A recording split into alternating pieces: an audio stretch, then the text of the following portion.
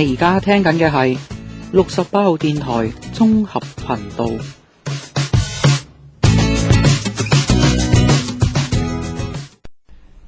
以下節目嘅內容只反映主持或嘉賓嘅個人意見，與本台立場無關。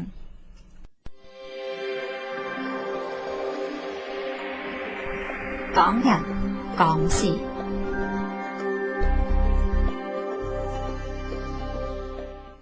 港人港事，今個禮拜同大家梗係講下呢一個特首選舉抽到 number 啦，究竟1、2、3係邊個？咁啊，禮拜日已經公布咗個結果啦。咁另外呢，又會同大家講下一啲警察嘅嘢啦，七警嘅後續情況啦。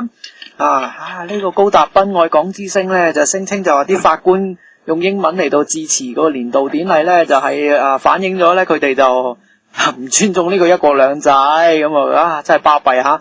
我心諗你用廣東話嚟去批評佢哋嘅話，其實你都係唔尊重一國兩制㗎啦。包括你個名稱啦，愛港之聲啊嘛，得個港字啊嘛。咁講啦，你都係你只係得兩制嘅尊重，但係咧就冇一國嘅尊重啊嘛，係嘛？即係冇只有一國冇兩制，冇啊！佢直頭連一國都冇啊！唔係點會叫愛港之聲啫？真係沒有，應該係愛國愛港之聲啊嘛，仆街好真係沒有國哪有家。咁啊，既然講到愛國，我哋都梗係要講下呢個兩會啦，呢個12屆人大代表嘅會議以及18屆6中全會啦，咁就喺最近就加埋政協加埋政協嗰扎啦嚇，時改爛彈啦，總之就兩會啦，簡稱叫做咁啊，同大家咧去睇下李克強總理佢嗰個2017年嘅工作報告究竟講啲咩嘢啦？咁我哋亦都係會同大家介紹一單啦。喺台灣嘅一個釘子戶嘅事件真係駭人聽聞嘅，真係好啊！即係簡單嚟講，一個地產商買個收購商買咗成棟樓，爭個頂樓未買，跟住咧就趁人哋出街咧拆咗條樁柱，搞到成佢個頂樓咧冧咗落嚟，斷開咗兩邊。哇，咁都得嘅，即係呢啲即係天古奇物。咁研究下啦即係又學埋嗰啲大陸屎橋啊嘛，你唔走嘛，我半夜拆咗你。好，唔係直接大陸係直接夾你走，直接夾你走直接。依家唔係噶，依家有啲情況係夾你走呢啲係已經好最後手段噶啦。咁但係亦都有另一種最後手段噶嘛，就係趁你走，我咪拆咗佢咯。跟住就哎呀唔好意思拆咗咯。賠分唔賠錢俾你咯，錢都冇得賠，係啦。OK 嗱，咁特首選舉先啦，抽 number 啦。咁1號佳麗就係曾俊華，係啦。2號佳麗咧就係林鄭月娥，係啦。3號佳麗就係胡國興，係啦。咁其實3個佳麗冇咩嘅，咁不過就好多謠傳烽煙四起啦。又話啲票咧運咗上內地，又會驗指模。跟住咧，記者就問阿馮華：喂，咁選舉期間可唔可以叫嗰啲選委唔好用電話咁淨係話基本上就唔可以拍攝同錄音嘅，但係又好似冇話唔係影相係犯法嘅，即係同大家留意呢個科普時間因為通常咧，如果你係正常喺票站咧。你如果係攞個手提電話出嚟影相咧，甚至影張選票咧，都係屬於犯法行為嚟噶。一經捉到咧，係會好大鑊嘅。其實俾唔俾講電話啊？唔俾如果你係唔識嘢嘅話咧，喂大佬講電話都冇用嘅喎，因為問題就係你講電話，咁我即係點講唔係識電話啫，識電話係識電話啫，可唔可以要求呢啲選委識電話？咁其實又冇得控制嘅唔係你入到個票間發生咩事係冇得控制嘅，不過如果漏咗出嚟咁，嗰個選委就仆街咯。講完，我只可以咁講，嗰個選委就仆街啦。講完，因為問題就係你入票站理論上你係唔可以同外邊通消息嘅。佢幾個問題啦，總之第一個問題就係話。會唔會有人可以咧憑呢個選票上面嘅條碼識別投票嘅選委，即係上面應該有一啲係咪一啲咩頭條碼咩嚟㗎？即係會唔會嗰啲曲巴曲啊？唔會。咁佢馮華大法官又話咧，其實就每張選票撕咗落嚟俾選委嘅時候咧，個巴曲其實就已經同個選票係分開咗嘅，所以係冇辦法識別嘅。冇錯。咁另外佢就話咧，咁啊例牌啦，頭先你話齋唔可以用器材拍攝啦、通訊啦，即係唔可以用打電話啦。咁票站職員係會要求選委事先關閉電話，但係唔能夠因為選委唔關閉電話就禁止佢投票。嗱，咁啊兩樣嘢嘅，你話會唔會係因為你怕佢錄音定成咧？咁但係你又好難嘅，有咩用咧？就算你通咗出面同電話出面通電話，咁又點咧？如果電話調翻轉頭響咧，咁可能你就會要刪咗電話先好去投票啦，咁嘅啫。係咯。不過你話會唔會驗指模啊？真係唔知啦。你都知啲選票嗱，咁啊，政府就講咗噶啦。咁啊，呢個投票之後咧，所有嘅即係嗰啲選票咧係會封存嘅，6個月，跟住咧就會放喺選舉主任嗰度，咁樣嘅，即係放喺選舉主任、由選舉主任等等嘅嘢收埋嘅，咁就唔會打開，唔會剩，6個月之後就會銷毀噶啦。咁啊，即係話理論上，當然我哋唔排除中間政府會唔會俾啲無聊人入嚟偷咗，跟住拎咗上去驗完指模，跟住翻嚟就扮到好似冇刷，咁呢啲真係唔知啦嚇。咁但係話你咁講好似有喎，我唔知啦嚇。即係有時有啲嘢有咁喎。即係我哋用梁振英嘅最中意嘅嘢就係唔提就等於即係我冇講過冇錢，我冇講過冇錢見啦。啱啊！我冇講過啲指模，唔係我冇講過驗過指模啊，但係唔係我冇講過冇驗指模啊，有冇驗？我冇講緊乜啊？係邊個？我冇講過啲亂晒龍，我冇講過啲選票離開咗封存嘅地方啊！嗱，咁啊證明一件事咯，你都講過亂晒龍嘅，咁即係有機會有啦，即係唔知啦嚇。即係咁，我哋香港市民啊，真係如果咁樣咧，就唔係好信香港政府嘅辦事能力啦，當然嚇。即係都係會有所擔心啦。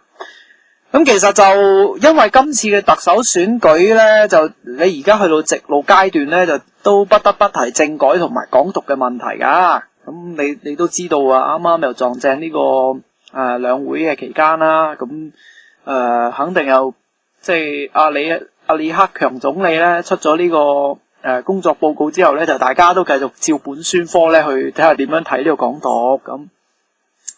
咁3個候選人其實都係話港獨冇乜作為噶啦，都係有提及，咁所以就基本上就都叫做話好大路啦吓。咁但係咧，其實亦都喺呢個背後咧，就不停咁樣放好多古靈精怪嘢出嚟啦。例如就係話阿林鄭就做硬噶啦，大家諗都唔使諗啦。咁亦都有啲又話嗰啲咩勞工代表又話係鐵票嚟嘅，咁到時一定係投阿林鄭噶啦。咁601票就冇走雞噶啦。咁但係咧轉個頭咧嗰個廢人講廢話，阿媽係女人嗰條茂利劉兆佳咧又話啦，如果低過689票咧又好肉酸嘅咁。好啦，其實綜觀嚟講，依家發生咗咩事咧？究竟阿大粒麥喺上面所講嘅嗰啲嘢所謂嘅指點江山阿張曉明嘅強調就話我哋冇拉票，咁係咪真嘅咧？唔係，即係我哋成實呢阿連希講呢度我哋拆開幾件事嚟講噶。第一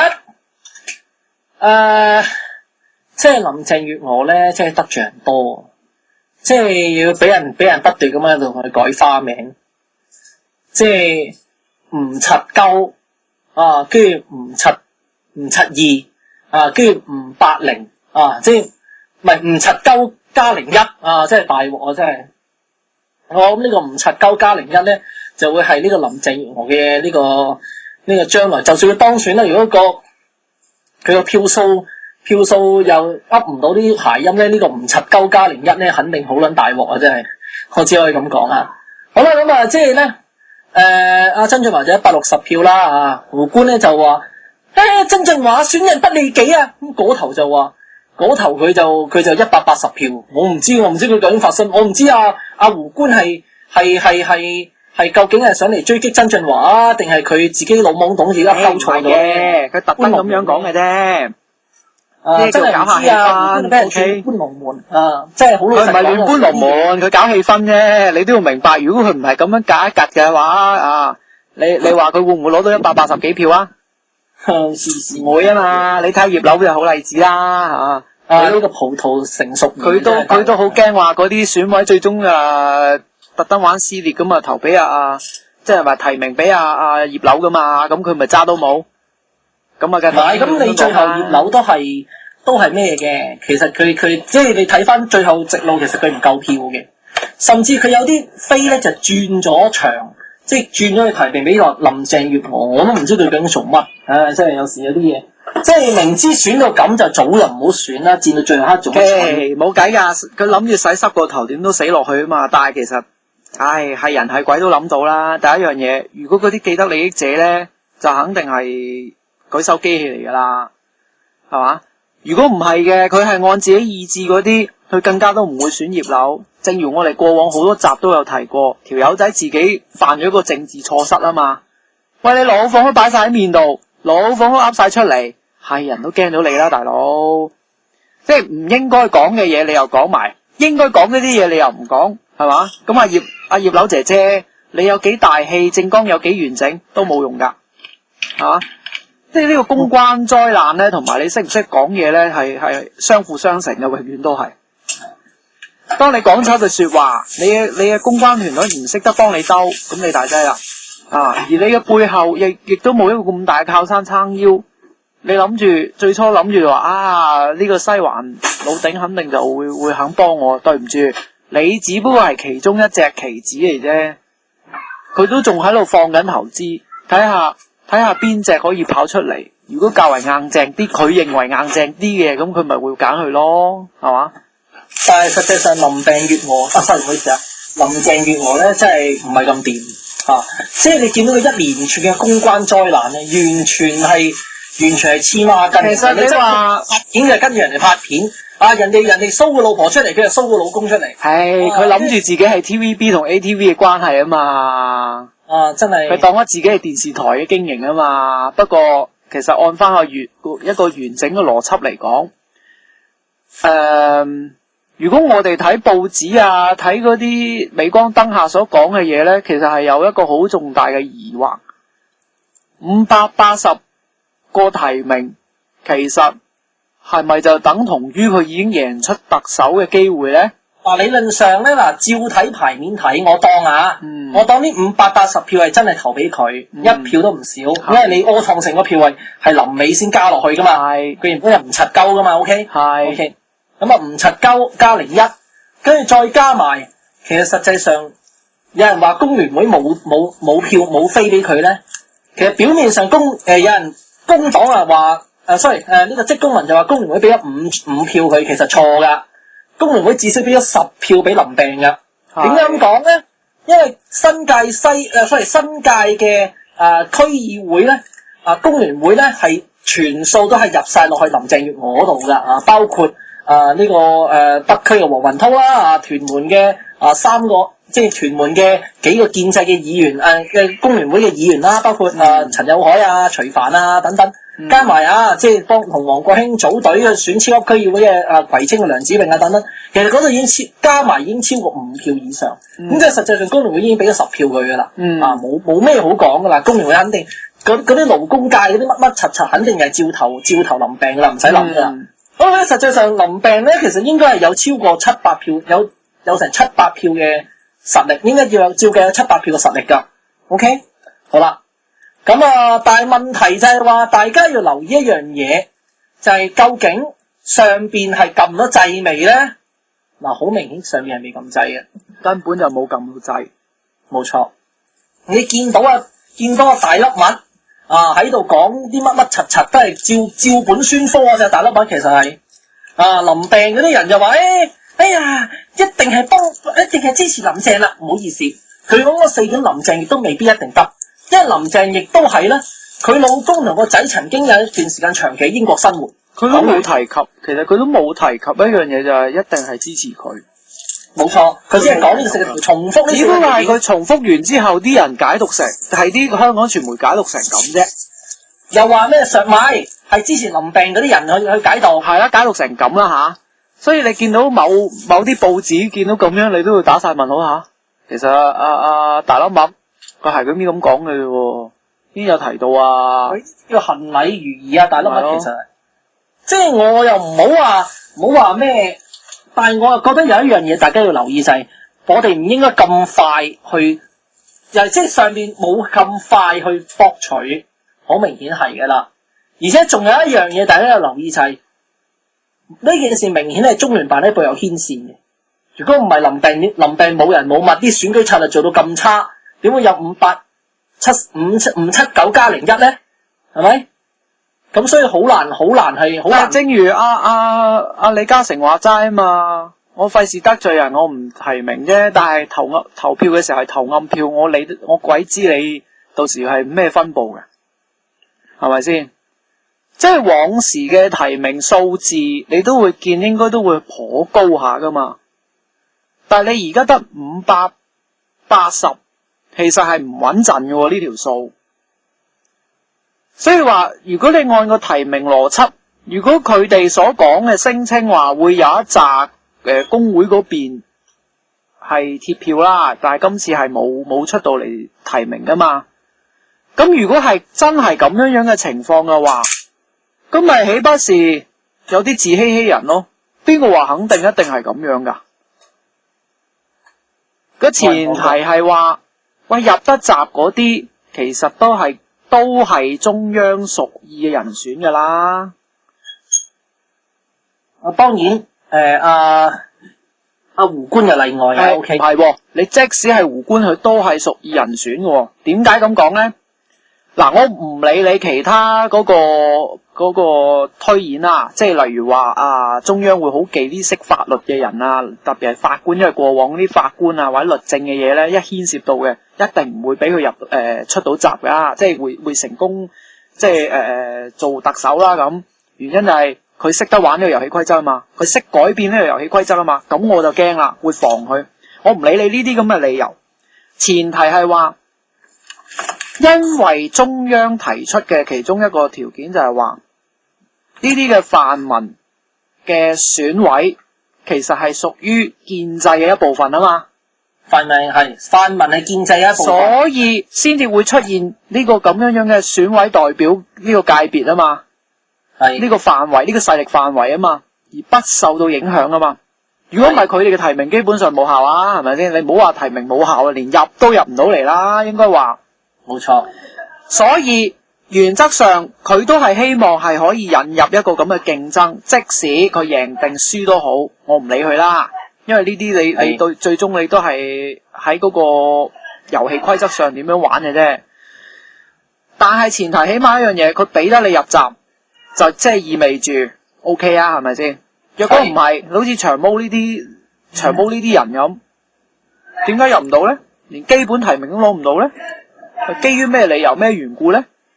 喂，明明都係泛民嘅人啦，你泛民嗰啲點解你唔舉腳一致提名佢啊？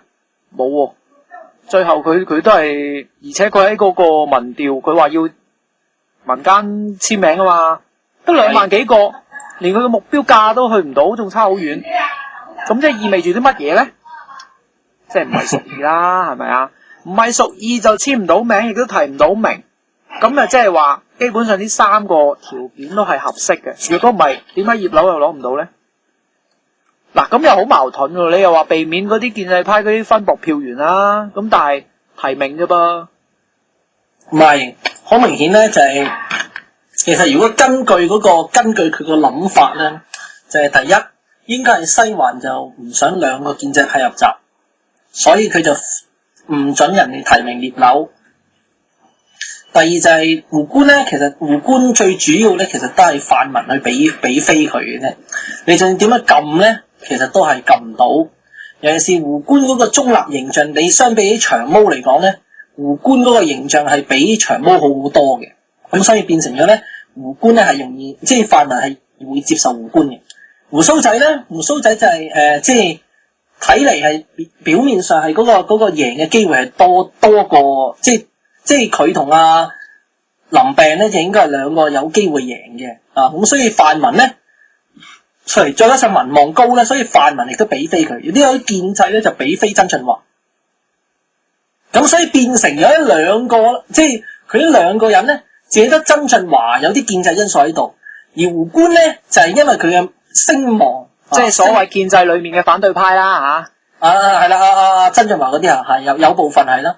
胡官咧就係有啲人因為主要係佢因為佢嘅聲望，而且佢嘅形象係比長毛好，所以佢而且佢又宣佈得早，最主要係佢宣佈得早，長毛咧就宣佈得遲，所以變成一啲人又問。喂，點解我哋要提名長毛？點解我哋唔提名胡官啊？咁胡官咪搞掂咯？咁其實就變咗咁樣。咁所以變成咗咧，你話曾俊華係咪上面接受嘅人選？呢個可以拗。胡官係咪？起碼上邊冇反對，好明顯係冇。佢自己講冇反對嘅。好多嘢㗎啦。佢講冇反對嘅。OK，而且佢入去究竟打到乜嘢人？呢個亦都係一個問題啊！大家留意。亦都唔知係咩，所以就我哋係總結就係話，基本上無論你攞到，總之你攞夠個提名，就已經係屬意嘅人選。嗱，我講緊係屬意嘅人選，但係唔代表佢一定係特首喎。係你幾多個都得噶嘛，20個啊，點話冇所謂嘅啊。不過而家問題就係呢個遊戲規則有人想改變啊嘛，即係有人特登係喺現有嘅制度底下玩一啲嘅調整啊嘛。所以阿李嘉誠講得啱噶，有人特登玩嘢啊嘛。佢當然佢冇直接咁講，佢係暗指啦，即係特登有人玩嘢就係話，好似屈到你一定要亮劍啊，即係你一定要喺一個喺佢監視底下去投你嗰一票，而係佢自己心目中嘅人選啊，就並唔係李嘉誠自己心目中嘅人選。冇錯，咁樣同舉手機器係冇分別，所以其實有點解佢就咁打圓場就話都唔想得罪嗰4個候選人咁啊，所以就都唔好提名邊個啦，咁就係咁解啫嘛。有咁嘅講法。所以但係而另一方面亦都覺得搞笑嘅就係話，如果你話係個個都投林鄭嘅話，咁你又話勞工代表會有好多鐵票，即係工會嗰邊冇表態，例如勞聯嗰啲冇表態噶嘛。但係個問題就係，其實喺咁多份政綱裏面，林鄭喺勞工上面嘅政綱做得最差嘅。係噶，咁但係以此邏輯又憑乜嘢咧？嗱，當然你話喺一個咁嘅理論上係啊，咁梗係唔會投嘅。但係實際上，咁佢聽上頭講嘅，佢都會撐佢啦。當然即係唔想咁肉酸啊嘛，意思話係啦。咁個問題，我就會覺得其實即係表面上林鄭係贏緊啦嚇。咁但係實際上上面撳咗掣，最後係咪會逆轉咧？咁呢個係值得大家去留意嚇。我就會覺得值得大家去留意。有一種意見就咁講嘅，因為而家特朗普就黐地線噶嘛，即係又講呢個貿易保護主義嘅政策啦，又推翻好多嘢啦，又話中國威脅論又提翻出嚟嘅時候，即係意味住有機會就會動搖到香港嘅嚟緊未來呢幾年嘅經濟環境啦。咁就有啲人講話，如果一旦阿爺佢考慮到就係可能喺呢個經濟環流上面對一個比較大風險嘅情況底下嘅話，可能就會選一個對於財金方面比較好啲嘅，有得多啲認識啦，叫做嘅特首。咁但係如果係呢一樣嘢係佢預計都唔會咁快爆煲嘅，咁啊就可能就會揀翻一個平平無奇聽話嘅特首。但係問題咧，其實就係話，而家點解你話嗰個形勢咁得人驚咧？其實最主要咧就係話，喺12月9號之前，有人就認為梁振英連任緊㗎啦，99% 咁，吹數碌眼啊！結果係啊，結果風雲變色。你話係咪梁振英係咪真係因為佢個女？你斬死我都唔信㗎啦！我講10幾萬，跟住你殺咗我都唔信。阿劉夢熊出獄嘅時候話齋嗰晚佢話一定係上邊就唔準佢選嘅，好明顯。幾多人上到政協副主席，最後係俾人雙人夾住胳肋底咁走㗎。咁呢個就所以佢都有暗指一樣嘢，就係唔好諗住你升咗上去做增補委員啊，你就會坐定粒六啊，或者你增補成副主席咁又如何啊？因為過往幾個副主席都係因為咁俾人打落嚟嘅，所以佢有暗指呢樣嘢，唔好諗住話咁樣好過啊！即係啲街坊師奶話齋，問到一樣嘢吓，林鄭做咗特首就話。咁啊，梁振英都唔會俾人查啦。我話唔係，睇民望嘅啫。記住係唔一定，係啊。即係簡單嚟講咧，林鄭咧係可能會俾可能攞梁振英嚟祭旗。佢民望低啊嘛，佢咪揾佢嚟祭旗，揾佢冇利用價值啊嘛。係啦，咁所以最好就阿梁特首，你最好喺7月1號一轉一搞掂就好，嗱嗱聲坐車出深圳啊，去深圳啊。如果唔係你最好唔好翻嚟，如果唔係你等趴街啊！唔使坐車去深圳，坐車去加拿大啊！唔係，梗係坐車去深圳啦，有人保佢嘛。不過阿劉夢熊話齋，坐車去深圳就穩陣噶啦，分分鐘坐車去深圳啊，就係噩夢嘅開始咧。啱，冇錯，你講得啱，係噩夢嘅開始一定係。因為話如果佢唔坐車入深圳，咁即係我有權查佢噶啦嘛。係但係如果你坐車上咗深圳，你吹我唔脹啊嘛 ，OK 但係上咗深圳可能又係噩夢嘅開始咧，冇錯，就鑊鑊新鮮又鑊鑊金，可能仲恐怖過香港啊分鐘。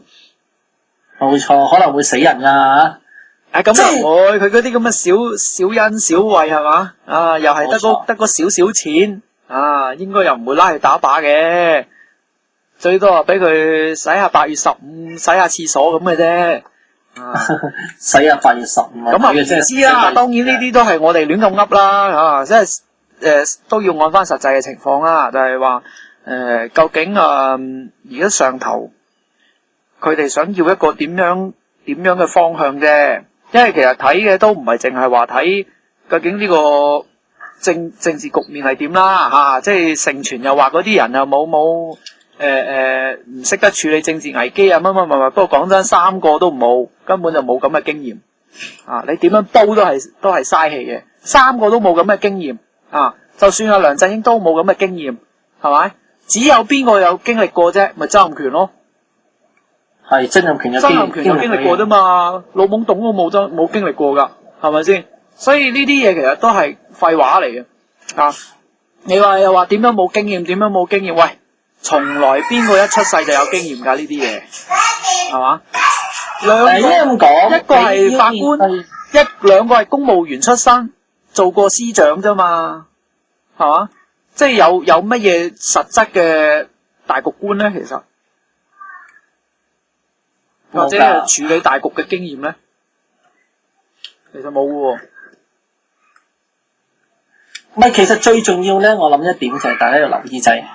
今次嘅選舉就上邊係未到最後一刻都唔會博取噶啦，大家都唔需要去諗究竟點。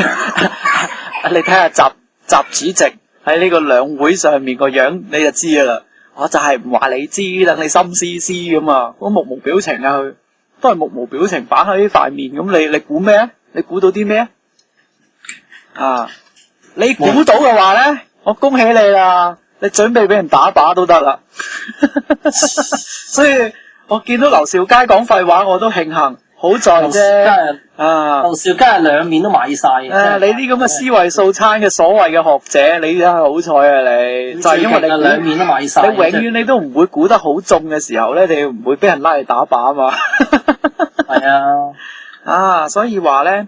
即係我啊真係諗唔明點解呢個主要嘅電視媒體成日揾佢嚟訪問咧，咁啊，其實其他台已經唔揀噶啦，唔會揀佢噶啦，偏偏咧真係就揀即係最大嗰間就揀佢，成日揾佢講廢話。TVB 以為佢勁啊嘛，其實都冇料到啦，已經講嚟講去三幅屁啫嘛，佢。咁你都講得啱，都係講極都係阿媽係女人嘅嘢啫嘛。嗱，係好似話林鄭攞低個689票就政治肉酸，係啊，688票都係咁肉酸噶啦，鬼唔知咩，係咪先？啊，西環咁樣幫，即係又講話中央唔會亂咁唔任命噶，鬼唔知咩，佢都好驚冇人做特首啊！一流選嘅又要再嚟個，係人都知噶啦，呢啲廢話。你要再動員過大佬，你估真係講話嘅？動員要錢噶嘛，唔使錢啊！啲維穩費你估真係全部俾晒香港用噶？唔係啊嘛，人哋深圳啊、湖南啊、湖北啊、河北啊嗰啲全部都要噶嘛，淨係你咩係嘛？同埋而家正當佢處理緊嘅伊斯蘭國同呢個疆獨嘅要挾嘅時候，即係呢個新疆分離分子主義者啦，咁佢哋咁樣玩法呢個遊戲嘅時候，其實中國對於呢個維穩費或者軍費上面咧，其實係抌落去西邊係多過南面嘅。因為香港呢啲算得係咩啊？反而覺得就係阻頭阻勢，所以其實點解張德江會咁串咗就話叫啲人唔好成日玩政治就玩死你咧？原因就係佢驚你再玩落去嘅話，我冇咁多維穩費俾你玩。你見到咧，其實張德江呢，即係好明顯張德江係有假傳聖旨之嫌。其實點樣講咧？因為你去到而家你政協嘅港澳小組嘅會議，其實你都係講啲勤禮如儀嘅說話，你根本就冇講到嗰啲咩支持邊個。好啦，你又話謠傳習近平嚟，咁習近平最後冇嚟，張德江嚟，咁即係根本就仲未決定到上邊究竟仲未決定到究竟邊個做。係咯，即係有人刻意，即係難聽句，如果你話係張德江同習近平政治交易換位，咁我覺得又唔使去到咁嚴重。因為咧，實際上咧，你要換我覺得你換位咧，其實你係需要去達到一個條件，就係你係要點解佢要趕走呢個梁振英先？既然換位，點解何必唔俾梁振英繼續做落去咧？係咪？你俾梁振英繼續做落去都一樣噶噃。咁點解用咁大嘢要嘥個政協副主席嘅位，就俾咗梁振英咧？咁你解釋唔到嘅，有啲嘢其實係完全解釋唔到噶。咁所以根本就冇得講，就係究竟張德江究竟係咪仲仍然控制住成個局面？所以呢個亦都係林鄭月娥嗰個選情咁混沌嘅原因之一。表面上佢真係夠票啦，但係實際上佢仍然個選情都仲係咁混沌嘅，就係因為冇人再信張德江同埋港澳系統。我撐你之後，點知你會唔會最後一刻先話轉做支持曾俊華或者胡國興啊？咁啊唔加產？咁我哋就唔加產噶啦噃，咁啲人咪唔肯，有啲人唔肯落注，其實係咁解啫嘛。講來講去，呢個選舉係一人一票，係習近平主席一人一票 ，OK， 唔係我哋一人一票啊。咁同埋大家要留意一樣嘢就係，即係明顯地咧，張德江佢而家冇辦法控制到成個大局噶啦，基本上。如果習近平唔出嚟一錘定音咧，基本上就解決唔到問題嘅。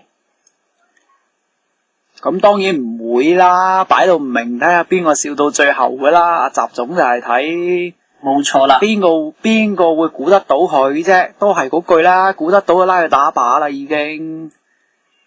即係話咩？網絡謠傳啦，大秦帝國圖片將呢個習近平列做奸臣啊！我真係唔知佢做乜春啦總之死。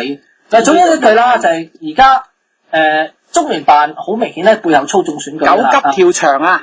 係啦，阿小明就話冇件咁嘅事咁，但係係咪有件咁嘅事？呢個就即係值得大家即係好明顯就係嗰啲謠傳話又話邊個又話習總會落會啊？又話呢樣嗰樣，好明顯就原來佢哋自己吹嚟嘅。唔係即係簡單嚟講話習近平支持即係政治局支持林鄭月娥咁呢啲，或者係呢個都係吹嘅，都係吹嘅，好明顯啦已經。如果唔係嘅話，按你呢次會議，你話盛傳習老總會落嚟坐嘅，點解真係冇坐咧？最後都冇坐咧？咁即係已經暗指到一樣嘢，就係有人提及呢樣嘢，話咩係呢個咩決定嘅時候，都係有人老吹出嚟噶啦。根本就冇件咁嘅事。係咯。搞到好波譎雲詭咁咯，啲嘢咪即係你好似整到個局面就係啲老嘢個個睇電視啊睇報紙就會覺得林鄭月娥嗰個民望好高啊好掂啊，佢做硬啦冇得爭噶啦咁啊，但係其實係如果你真係想細掄一啲，你又會發覺唔係喎，好多嘢你基本上都風無定向，都冇噏得咁清楚。如果你就咁睇咁基本咧，鎂光燈下嘅一啲嘅採訪或者嗰啲嘢係冇意思嘅。我好難相信林鄭係真係着屏中選咯，其實。我好難相信啊！而家未有一個實質嘅證據話我聽佢做硬咯，OK 啊？因為根本幾年之3個月前有人話梁振英連任硬，幾日之後即係我始終唔翻到過去究竟估下梁振英嗰個問題啊！我只係單憑佢嗰個提名票數啊，你連600都過唔到啊！提名票，你得個500幾。而且原本啲人話曾俊華，即係佢哋嗰個陣營話曾俊華到時建制一票都攞唔到，一個提名都攞唔到嘛。係啊。結果咧，佢攞一橛喎，佢攞咗30個建制到。咪咯，淨係呢30個關鍵啊，都已經令到林鄭過唔到600啦個提名。你連600都攞唔到，你憑乜嘢同我講喺個投票度一定係會？亮劍嘅時候一定會有600啊，好難講㗎喎，咁即係。其實仲有一件事，究竟阿鬍鬚仔背後有冇問題先？有咩名堂先？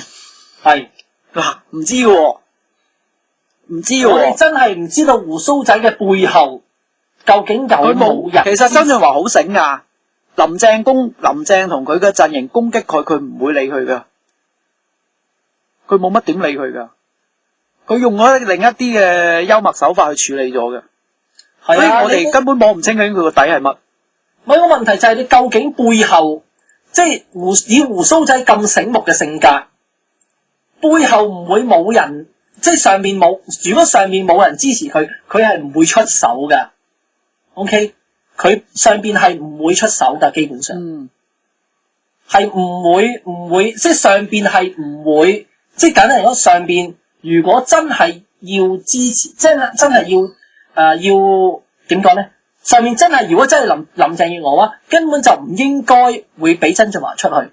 曾俊華佢之所以出去，好明顯係上面有人叫佢咁做，即係非港澳系統啦。我哋講緊啦，非港澳系統人叫佢咁做啊！我唔理係習近平身邊啲人啦，定係邊啲派系，總之係有人叫佢咁做。如果唔係以佢咁精甩尾嘅性格，佢點會出去啊？係咪？曾俊華份人精到七彩噶嘛？如果唔係點會？如果唔係佢點會默默然咁出嚟選舉咧？我覺得唔會咯，其實。所以就無謂即係太過重視而家我哋睇到嘅嘢先，即係雖然你話。都唔係啊，嘥氣啦！我哋又冇票，咁你當然有啲選委都講明啦。如果佢個民望好嘅話，我就梗係投佢啦，係咪先？啊，咁有啲就唔係嘅，有啲都係睇即係都係牆頭草嚟嘅，睇下風向啦咁所以就而家我諗就有陣時冷靜一啲，睇清楚先啦吓，唔好理嗰啲傳媒嘅噏乜嘢，你睇清楚，全面去望一望。如果你對呢樣嘢冇興趣，就當然你就無謂理佢啦，係咪？如果你係有興趣嘅，你真係要掄晒所有嘢嚟到再分析一下，究竟係實情究竟係點樣樣？因為始終有陣時我哋喺香港呢邊接收嘅信息咧，分分鐘真係同內地嘅嗰一套係完全唔一樣噶。但係明明係講緊同一個人嘅，所報出嚟嘅嘢完全可以係唔一樣，咁變咗你解讀出嚟咪會出現一個落差咯，係嘛？